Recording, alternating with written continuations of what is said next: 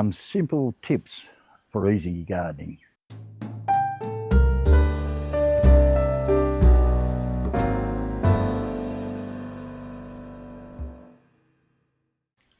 G'day viewers, Jeff Metfie's Gardening, Melbourne, Australia. Gardening is a pleasure for a lot of people, especially people who have their own garden, their own backyards, and you get a lot of enjoyment out of gardening. A lot of people make it difficult. They make it a chore. Now, today I'm going to do a couple little tips of making gardening more pleasurable and a little bit easier. I really love gardening. I do it for a living, but I also do it for a hobby as well. And I think it's so important that you enjoy gardening and learn how to make some shortcuts to make it easier, less stressful on the body. Now, gardening is not rocket science. A lot of people will go on and on about how difficult it is and you've got to do this and you've got to do that. The best way to garden is to learn yourself, and the trial and error method is perhaps one of the best things to do. I picked up a couple of little tips over the years, a couple of little shortcuts, and we'll go through those in a minute. Now, whether you're a full-time professional gardener doing it for a living, or whether you're just a normal gardener, there's only one simple philosophy, and that's to keep it simple and to make it easy.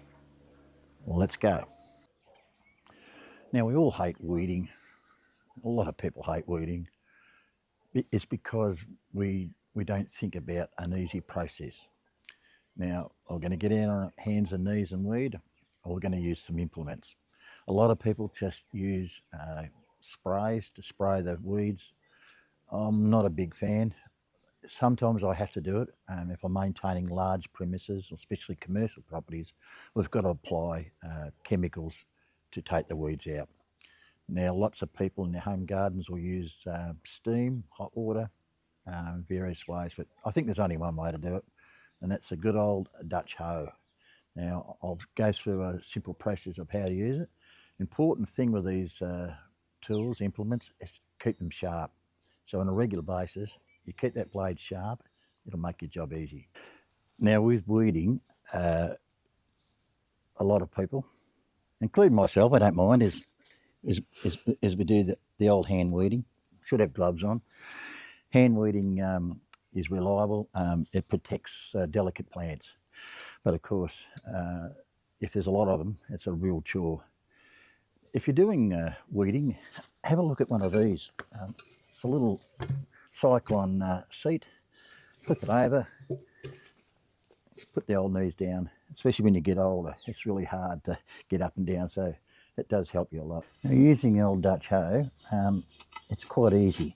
So it's a matter of just working the Dutch hoe underneath the weeds and just taking them out gently. So what we're doing is we're just picking away, not harming the strawberry plants, and just slides easily under there. Now, not a lot of effort. Now, you can either pull it back, rake it out, or perhaps pick it up with your fingers. The thing is with a Dutch hoe is that as you're going along, you'll see that the dirt will flow through, and you're actually tilling it at the same time as you're taking the weeds out. I love the Dutch hoes. I reckon one of the most simple tool that's been for many years.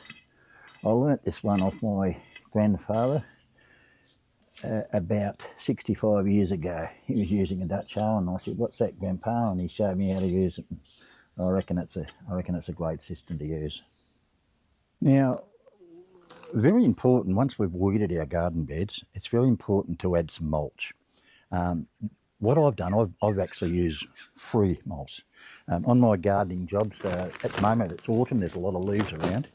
And what I do is I've got some beautiful chopped up compost leaves. Really good to spread around the garden beds. I do stress though, when you do that, because it's still breaking down, it's still taking some goodness out of the soil. So what I tend to do is put a layer of blood and bone or some Propsy natural fertiliser, slow release, and then adding the compost so that between the two of them they'll work the soil down. Decorative mulch, a lot of people use, it's for no purpose. It doesn't, you see this red stain chips and stuff like that. To me, it's looks nice, but it doesn't do anything for the soil, whereas a natural product like that really goes a long way. Now, this is free. How do I get it like this? Well, there you go. If you've only got what I've got is the old strimmer, whippersnapper, weed whacker, and we're going to use this like a mixing bowl, and we're going to put our dry leaves in there and chop that up with the whippersnapper. It really makes it easy to use. If you've got a chipper or something like that, you could probably use, but I find that the whippersnapper, it's in the bag. So we'll show you in a minute. Okay, so we've got some dry leaves.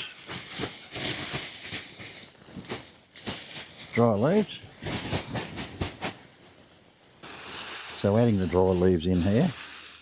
Now you'll see these are from a liquid amber. They really mulch down well. It's autumn time. This particular property has got, it's got dozens of these things. There's truckloads of this stuff. And if you bag it all up loose, you're going to use a lot of bags. So check out this technique. So what we're going to use is the whippersnapper. Strimmer or weed whacker, which country you come from, and this is going to chop all these leaves up very finely, really good for mulch. So it's just a simple little trick.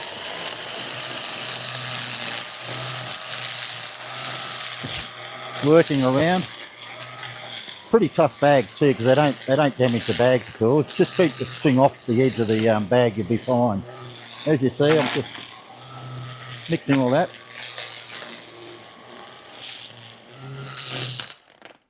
As you see, we've got some beautiful mulch that's ready to place on our garden bed. And that's another good reason to have a battery one, isn't it? So easy to use a battery. You don't have to worry about starting the petrol up and smoke and everything. Nice and quiet, environmentally friendly. I'm doing something for the environment by putting back the nature's product back into the ground, and a good heavy load of mulch spread evenly over your garden beds. It does several things. It suppresses the weeds. It keeps in the summertime, especially in Australia, it gets really hot, keeps the garden beds cool. And more importantly, it works organically with the existing soil. And you'll see the worms building through it and the organisms that are all working through the soil and the mulch and bringing up a nice little formula at the end. Once a year I do this, and it keeps us going right throughout the year. Just a matter of putting it through the garden beds, mulching it through, and away we go.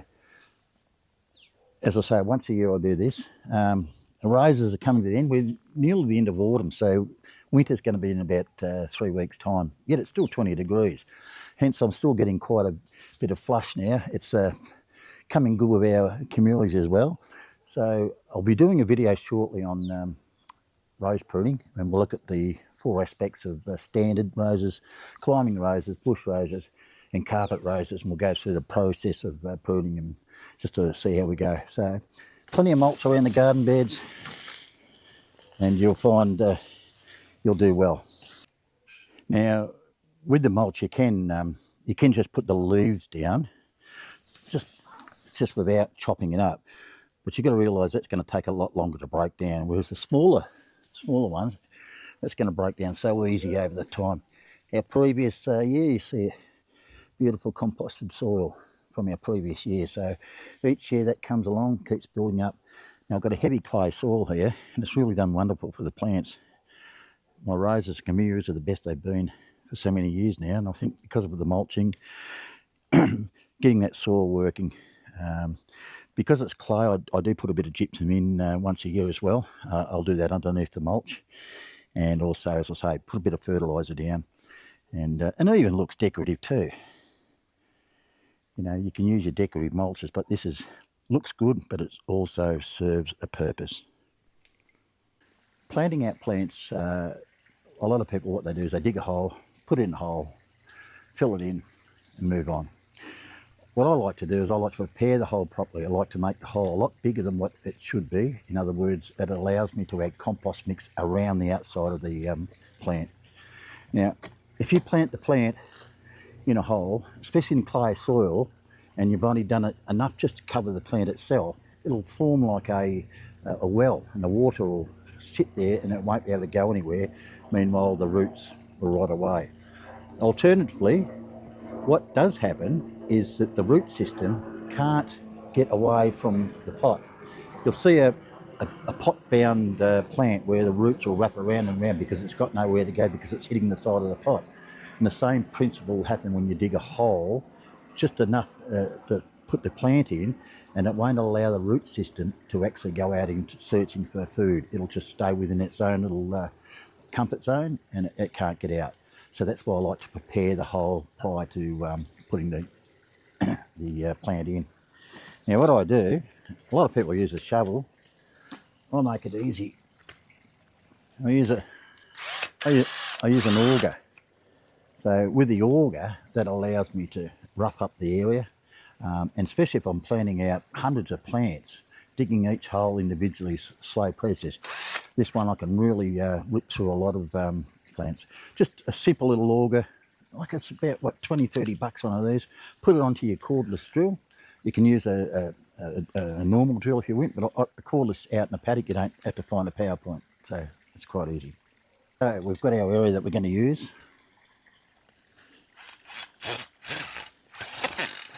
So, as you can see, I can work this around. Very heavy clay, so I'm going to work the sides around.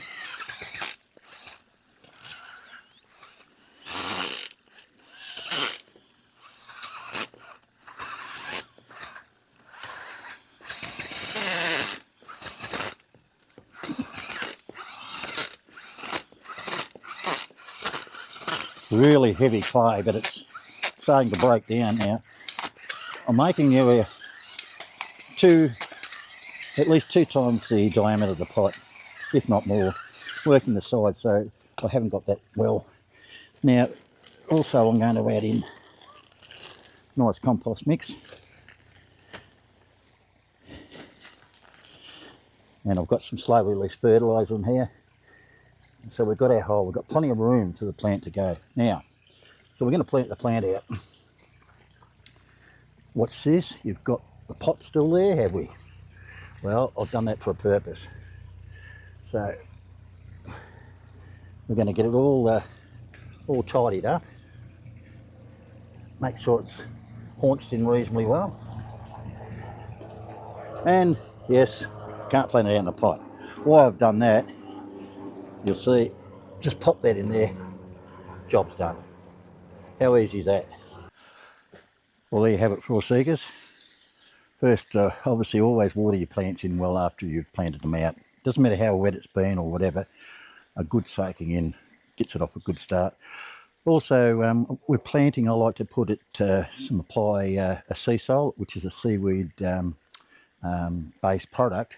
What it does, invigorates the root growth, gets the roots going well, and just stops that shock of it being transferred. So sea salt, if you're looking at any products, that's what we use. We find it quite good to use. All right, so that's some little tips. I'm sure everyone's got their little tips, and I would love to hear from them. With gardening, it's innovative. You can try all different things. Don't be rigid on what other people do. Try it for yourself. What suits you. Gardening can be done, but there's no right or wrong. Like, people do things, that's not the right way to do it. And look, I get a lot of feedbacks from my videos at times. Look, Jeff, you're doing it the wrong way. I might be. For me, it works. If it works for me, that's what I'm going to use. If you look at my methods and you think it won't work, that's fine. But you might find it will. Like that pot idea, putting the pot in the ground and packing everything around and tapping it and having it all settled, take the pot out and put the plant in, it's less disruption to the plant itself. I see some people, they're picking and teasing the weeds, the roots away from the pot itself, the plant itself, and damaging the roots. It's been working all right in the pot. Get it out of the pot, get into the ground as safely as you can, and I reckon that's one of the best ways to do it. Thanks for watching, everybody. That's your lot for today, and we'll see you on the next video. We will do the rose one coming up in the next few weeks. We'll do a comprehensive rose pruning and rose treatment, if you're interested. I've done one each year, but I reckon I'm going to do this one better. I'll bit more simplified. It'll not only be for the professional, it'll be for the home gardener, more so for the home gardener, because I think you can learn a lot by watching what other people do. There's lots of rose pruning videos out and some fantastic ones as well. I'll show you what we do in Melbourne, in southeastern suburbs, and the way I do it, and we'll go from there. But in the meantime, we'll see you on the next video. I don't know what we're going to do yet. Any suggestions would be great if you can let me know. I'm starting to run out of ideas. So leave some comments below and tell me what you thought. And if you've got some suggestions what you'd like to see me cover in the future, I can certainly have a look at that.